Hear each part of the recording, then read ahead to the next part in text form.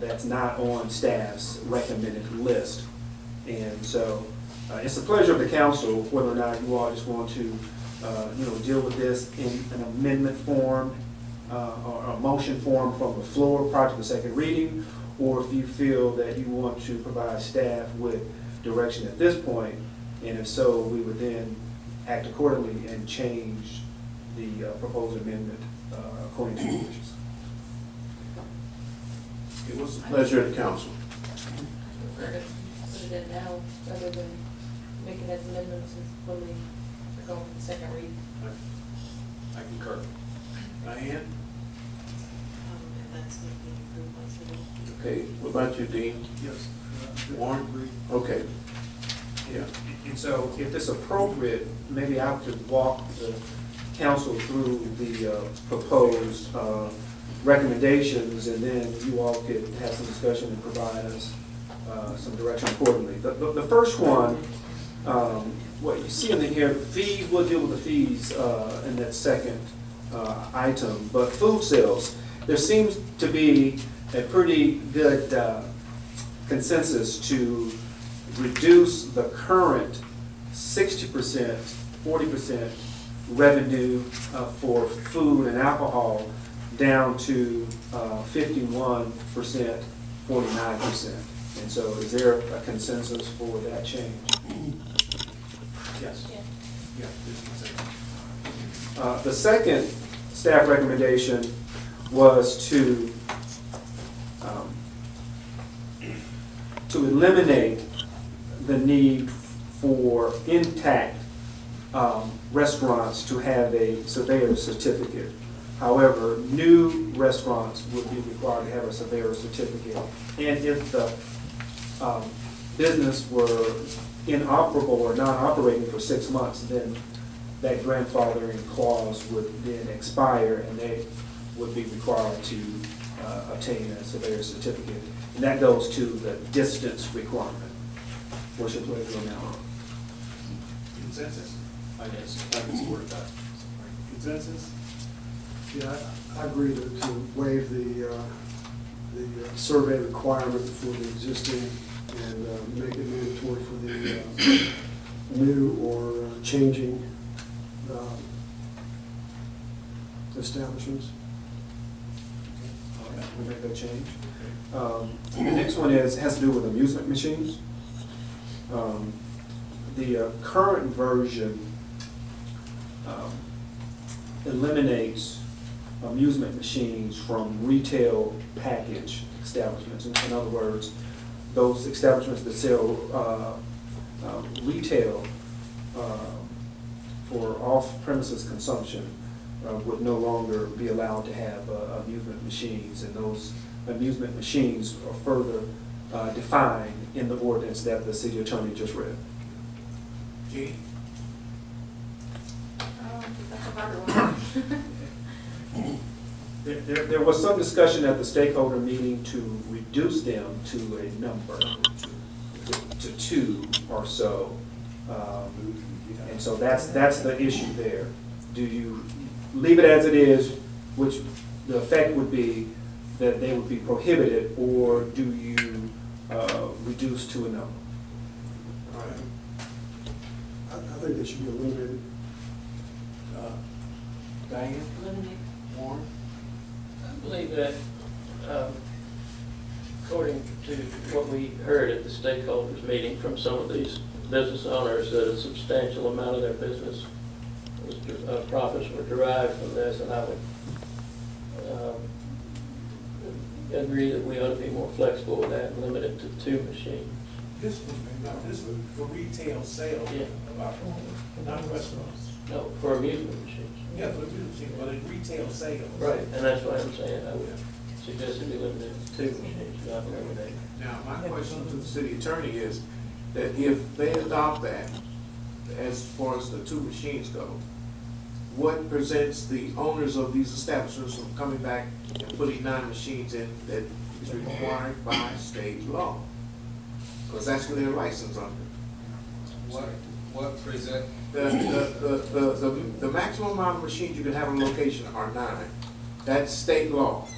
Now, if we put on our merchants that you can only have 2, what's prevent them from taking us to court with that state law? The state law supersedes city law. No, not in Exactly. this instance, because I've looked at that state law regarding the amusement machines, and it does not prevent a local government from being more restrictive. We are prevented from taxing those entities, which we once discussed, and I was made aware of this provision of state law. So the question of whether we're limiting them to 2 or 0 or 5 or 7, what would prevent them from violating that is if they got caught by the city, then they would face the punishments that are in our ordinance. And the fact that this happens in many instances in all different areas of regulation. Generally speaking, the local government is allowed to be more restrictive than the state government. Thank you. So what about businesses that currently have them, do they need to remove them once this goes into effect? Yes. And they would be able to choose between their alcohol permit and their game machine. Machines, yeah. Right. So I've got 2 down here that says remove and 1 says keep. Let me go back to them for a speak. What about you, madam? I'm in support of restricting it to 2. Okay. What about you? Two seats, okay. It's So still that's kind of 3. an arbitrary number. That's 3 to 2. Okay, what do you have to say, Dave? On the number that's allowed, any feedback from quality of life as to what or from the attorney as to what the number, I don't remember seeing 9 as being a limit. It's 9. Is anybody familiar with that law? Yes, I am. I'm going to get I'm out of this. not familiar with that aspect of it. I don't know whether. Well, I'll bring you the thing show to you, okay? You don't believe me.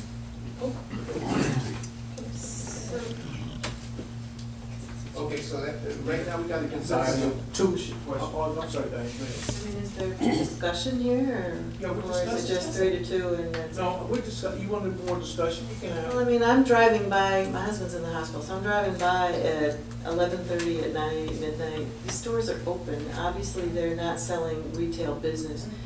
Is that the image we want in Clarkston? I mean, I don't get it. I mean, why is this okay? Do we want gaming going on in stores, even if they can only have 2, and they're open at midnight and they're selling whatever? Anybody driving through, I just don't get it. Why is that okay in a family town? Yeah, the purpose of eliminating them altogether is to make it a safer environment. It's basically a casino when you've got numerous cars parked there for hours at a time. And I suspect that it's a burden on law enforcement to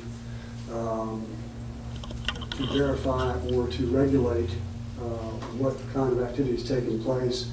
And it also opens it up, since there is alcohol sold on the premises and it's not allowed to be consumed, there is a temptation to consume alcohol on the premises where it's not legal. And it's also increases the burden on the facility, or puts the facility at, has to be responsible for those people who are there. If they don't have restroom facilities, they're going to go outside and walk around the corner and publicly urinate or whatever. And I don't think that they should be congregating in a retail store. It doesn't promote retail business in our town center, and it basically looks like a casino without proper restroom facilities or food facilities. If they want to go play a game somewhere, then I think we have other places in the city that is allowed. Because we're maintaining kind of an informal approach to this discussion, I might propose that our one absent member here might well kind of break this down the middle here, which would leave you as the chairperson, as the tiebreaker. I was going to suggest that. But this is only, this is just the first reading. At the same time, if we had the mayor as a tiebreaker, he has a business in the machines in a different jurisdiction. That may be a conflict of interest. I've sold it, so I don't have that conflict. You know, if certain members not here, we shouldn't delay our business because they. We're not taking any business tonight on this anyway, we're just discussing. So I know, but, well, my feeling is the same. I understand Mr. Moore and Ms. Eddie's objections, but I don't think that some of them are all that, really all that serious. I just don't think the damage, I don't think you can see where, I don't think there's any evidence that substantial damage to the image of the city or the city itself or the area surrounding the neighborhoods is really damaged by them having a couple of machines. And it's, you know, it's just it's a moderation, it's a compromise between telling them, okay, you got 4 or 5 or 6 machines now, but you gotta get rid of them all. You gotta get rid of all of them. And don't destroy, don't hurt their profits so much. I would think that they're not really going to be hurt by the city's not going to really be hurt by kind of a compromise. Yeah. In the interest of time, let me make a suggestion. I've had previous conversations with the vice mayor, and I think that if she were here, we would be looking at a council split directly down the middle. And so I would suggest that in the absence of a clear consensus, one way or the other, that we leave the ordinance as it is, and then the council certainly could entertain a motion to approve with that amendment coming from the floor. Well, I think we have more of a clear consensus tonight than we would have if you were here and we were split down the middle. But that's, Well, we're not voting on it tonight anyway. I know. All right, okay. And then there's one other item. There was some discussion pertaining to extending the hours of operation, or hours that alcohol would be sold and hours of operation by 1 hour. Yeah. Consensus on the extended, what was it, a half an hour? Half an hour, I believe, on Sunday. What's your view on that, Gene? I think that's fine, as far as being consistent through the week, so everybody knows. Jack? Yeah. Are we talking about package sales or for consumption? Yeah, restaurants. I believe that the state law only lets us have the period of package sales. Actually, I'm sure of it. It only allows it until 11:30. We don't. That's one where we don't have any power to extend it. That's right, okay. All right, then staff has a clear direction. Okay, thank you so much. All right, we'll move on to agenda item of new business. And first item on the agenda is F1 to approve the RFQ, City Hall Annex, General Contractor, Administration. Let's see, did we skip over the bids? No, I didn't. I thought y'all were discussing that. That's what I brought up. Agenda item E2, resolution to adopt the new alcohol beverage license. I'm sorry. I did, I brought it up. And y'all started discussing. And basically, I think what y'all went back to was agenda item E1. All right, so we're at agenda item E2 now. E2. Okay, and so this item is to consider adopting the increase for our alcohol license.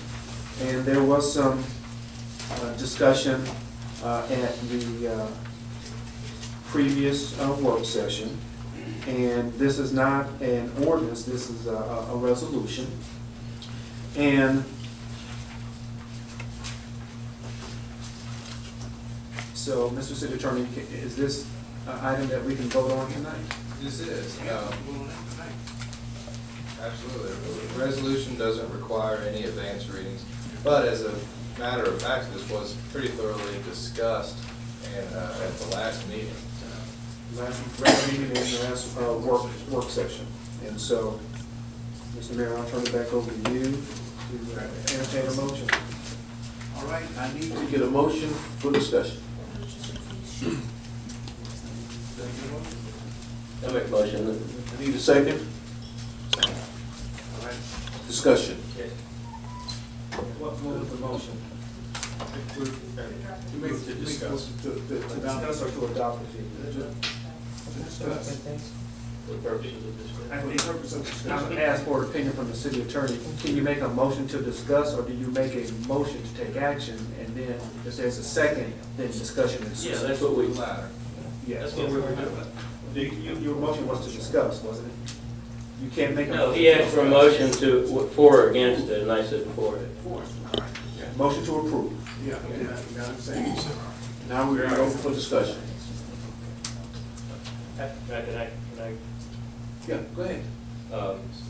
We had, Mr. Barker, if you could clarify this for me, we had one, I had a statement from you, and I wanted clarification. That there was consensus to adjust the fees upward $250 across the board, but when I'm looking at $250 across the board, alcohol